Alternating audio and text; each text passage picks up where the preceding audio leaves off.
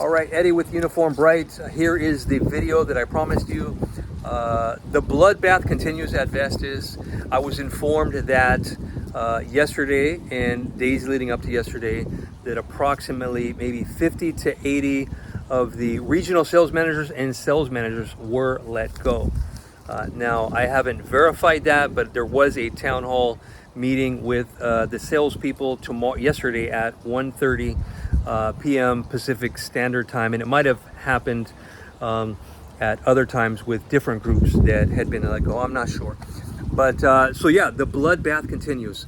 Now, I want to kind of take a step back and take a 30,000 foot view of what is happening, because if you remember, the first thing that I talked about was that all of the account executives got on the route and they began selling. They were increasing inventories, they were adding things, and that was a really huge jump. Then the next thing we heard was that if it was really successful, well then why did they let go of 500 of the account executives? And then now all of a sudden, why are they letting go of the regional managers and the sales managers, regional sales managers and sales managers? Well, I think that was the original roadmap. That's my opinion, but I think that's what they had planned ever since the get-go. They said, hey, let's do this. Let's get the route guys on the route. Let's bump up the revenue. Then let's let them go, and let's let everything die down. And then let's go to the sales manager after they get everything in order. Because after all, if you don't have any salespeople, what do you need sales managers for? And what do you need regional sales managers for? Now, it could go even higher. It could be that the people up on top, and I'm specifically speaking about maybe the director of sales, people in that department, and all the way up to the VP of sales.